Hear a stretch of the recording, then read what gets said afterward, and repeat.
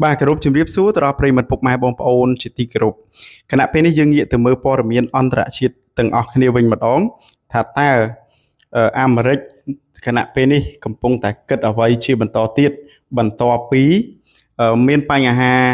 បាទប្រឈមគ្នាជាមួយនឹងប្រទេសអ៊ីរ៉ង់អញ្ចឹងថ្មីនេះឮថាប្រមុខការទូតអាមេរិកបញ្ជាក់ថាប្រធានាធិបតីដូណាល់ត្រាំនឹងចូលរួមកិច្ចប្រជុំកម្ពុជា NATO ផងដែររដ្ឋធានីវ៉ាស៊ីនតោនរដ្ឋមន្ត្រីការបរទេសអាមេរិកលោក Marco Rubio បាននិយាយថាលោកប្រធានាធិបតីដូណាល់ត្រាំនឹងចូលរួមកិច្ចប្រជុំកម្ពុជានៃអង្គការ NATO ដែលគ្រោងរៀបចំនៅក្នុងប្រទេសទូគីយេនាដើមខែកក្កដាខាងមុខនេះបើយោងទៅតាមការចេញផ្សាយដោយទីភ្នាក់ងារសារព័ត៌មាន Reuters នៅថ្ងៃប្រហ័សទី4ខែមិថុនាឆ្នាំ2026នៅឯសាវនាកាសភាកាលពីថ្ងៃពុធលោក Rubio ថាលោកដូណាល់ត្រាំខកចិត្តចំពោះសមាជិក NATO មួយចំនួនដែលមិនអនុញ្ញាតឲ្យសហរដ្ឋអាមេរិកប្រើប្រាស់មូលដ្ឋានយោធានៅក្នុងប្រទេសទាំងនោះនៅពេលមានវិបត្តិក៏ប៉ុន្តែលោកដូណាល់ត្រាំនៅតែចូលរួម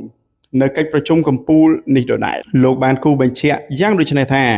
អាមេរិកនៅតែស្ថិតនៅក្នុងបកសម្ព័ន្ធ NATO ហើយយើងនឹងទៅដល់ទីនោះទូគីយេដើម្បីនិយាយអំពីប្រធានបទទាំងអស់នេះ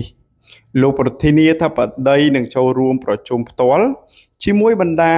មេដឹកនាំ NATO ជាទីដែលបញ្ហាទាំងអស់នឹងត្រូវបញ្ជាក់ឲ្យបានច្បាស់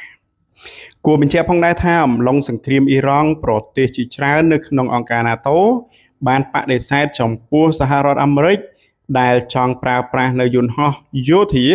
នៅក្នុងដែនអាកាសរបស់ពួកគេឬបដិសេធបញ្ជូនកងទ័ពជើងទឹកទៅបើកច្រកសមុទ្រ Hormuz សម្រាប់ការចរាចរណ៍នាវា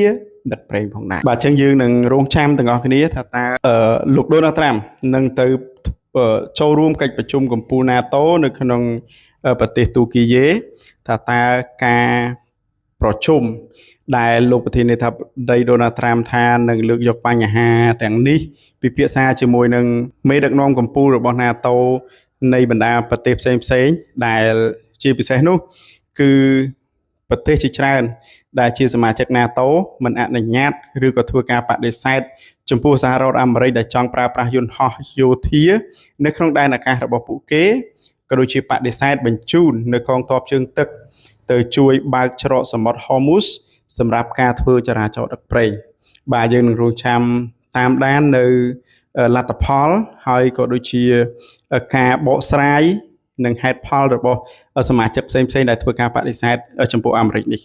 បាទនៅពេលនេះខ្ញុំបាទសូមបញ្ចប់ព័ត៌មាននេះតែប៉ុណ្ណេះសូមអរគុណ